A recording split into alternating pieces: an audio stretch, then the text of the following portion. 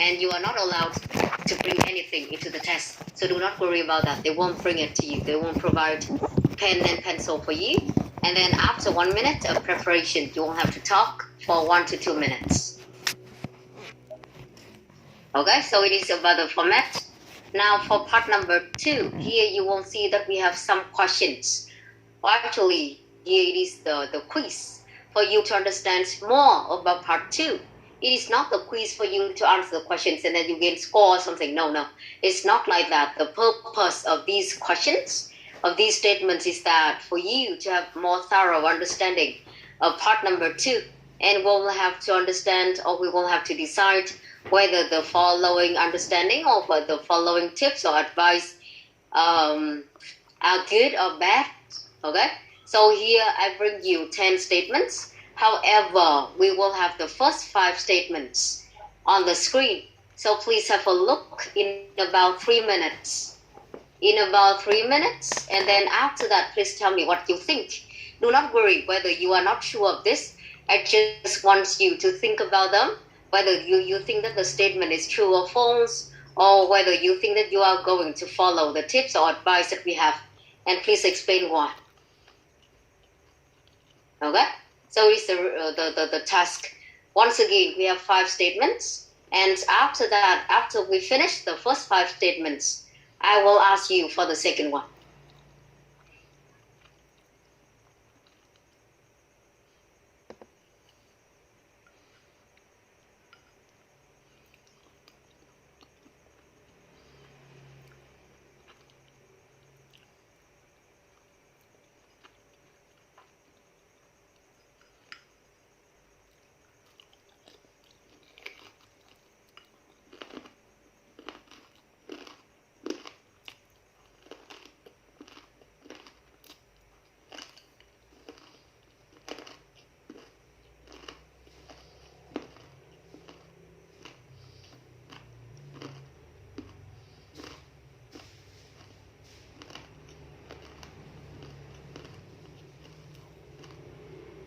I think that is a good advice, because I think that if you ask to change the cue card, the examiner will have a bad impression with you.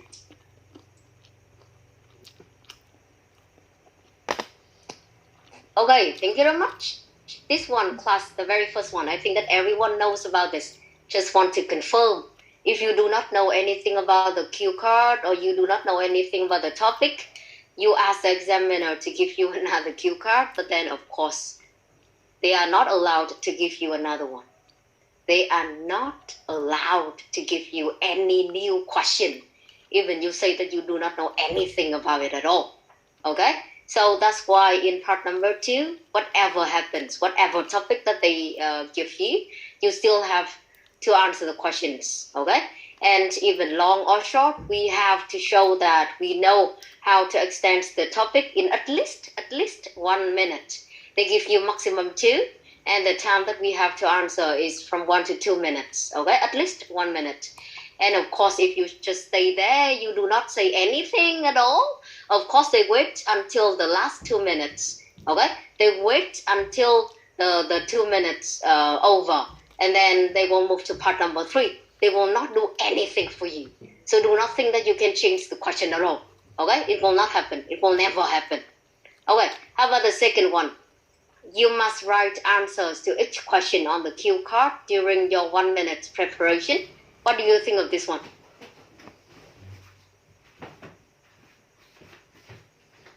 I think that is good, because when you write down your answers, so when you speak, you will remember the key points that you have to answer, so that your answer won't go anywhere.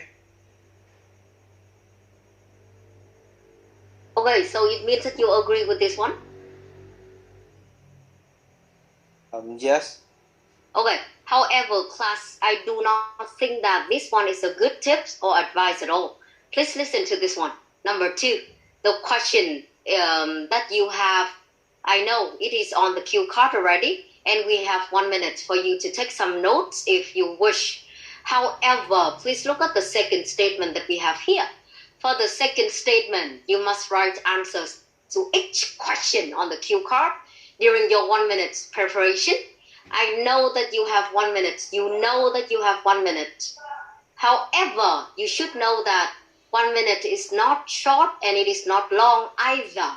In this one, if they have many prompts, they have several prompts to you. They have questions for you. And if you want to write down every answer to each question, I don't think that it is a wise way. Because number one, for some questions, for some prompts, you know exactly the answer already. You are going to talk about it. For example, they ask you to talk about a person in your family that you are really close with. Again, they ask you to talk about a person in your family that you are really close with. You know exactly that you are going to talk about your mother, your father, your sister, or your brother, or your grandparents, for example. So it is not necessary. It makes no sense if you write down every answer into that. It is not really the wise way. It takes a lot of time for you. So that's why even your friends say that he agrees with this one. But class, listen to this very carefully. I don't think that you should write answers to each question. You just write the important ideas that you are going to use. More importantly, you can write some vocabulary that you need to have. For example, in the previous one, if you remember, that we have the topic of crime, right? And topic of crime requires you to have some special or important vocabulary or words that you may not remember immediately when you speak. So that's why you may write some important words there, not only the ideas. And another thing, class, listen to this very carefully. Taking notes also require a skill rather than you think that you just write an answer. 1 minute does not allow you to do that. And the last point, as I am saying, is about the grammar point. A lot of questions they ask you to talk about the events that happened in the past. And at that time, I see that a lot of students, a lot of test takers, they remember at some points that they need to use the past tense. But then for other points, they forget it. They come back to the simple present tense or some other wrong tense in the speaking. So 3 points that you may want to note down. Number 1, it is some important ideas. Number 2, some vocabulary that you remember about the topic, about the phrases, that good phrases that you want to use. And it can be used appropriately in the topic. And number 3, it is about the grammar point. If it is the past tense or some important grammar points that you need to show. Okay? Rather than you write everything on the note during your 1 minute. It is very quick, I have to tell you. Okay? And it is for writing notes. We will have to talk about that. But then, as I said earlier, because now we have 1 minute for you to take notes, so we have to take full advantage of that. Or else you just write some unnecessary answer and then 1 minute is over. Okay, how about number 3? You shouldn't look at your notes while you are giving your talk. What do you think of this one?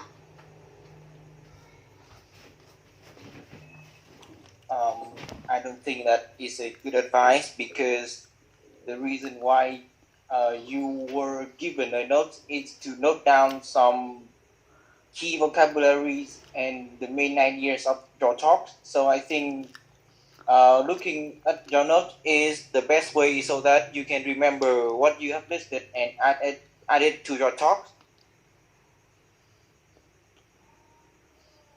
Okay, so here I do not know why you think that we shouldn't look at our notes. It is our notes, class.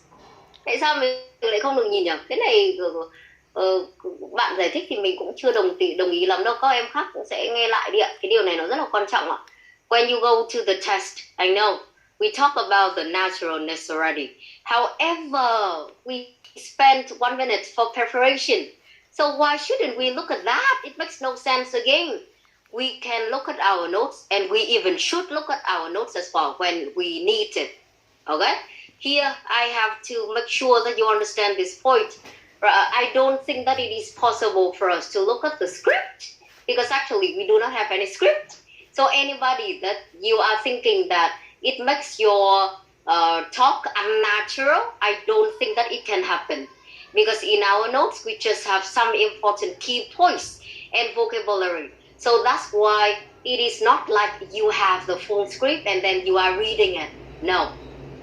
Okay? And the second point is that because we have some notes, so sometimes, I do not say that all the times, but sometimes I even suggest you to look at your notes so that you remember, okay, we have this point, we have this word or phrase that you have to use. And for some students of mine, I do not know whether you have to apply that, but then to some students of mine, when they usually have the grammar mistakes, I ask them to circle the tense. For example, they write down on the note that they have to use past tense, or they have to use the any important point.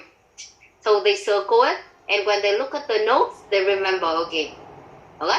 So it is really important for you to sometimes look at the notes rather than you just look at the notes to read something. Of course, it is not true. But then number 3, also, I do not agree that you shouldn't look at your notes. You should. Okay, so class, look at the 3 points again. Here, your friend Hoàng has some misunderstanding. So I hope that this time it is also the great time for us to clarify or clear some misunderstanding if needed. So number 1, you are not allowed to receive any other cue card except the one that you have. Number 2, you should not write every answer to each question on the cue card because we just have 1 minute and sometimes it is not necessary.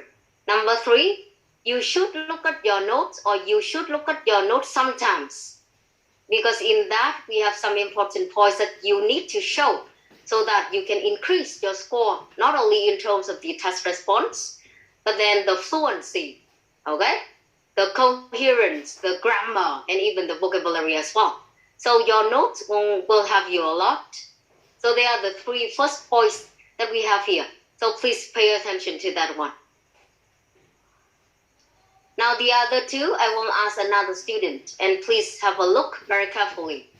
Because once again, it seems to me that not every one of you, that you have the experience in this one, and you may have the wrong strategy. So pay attention, okay? So the 2 last one that we have here, that we have here.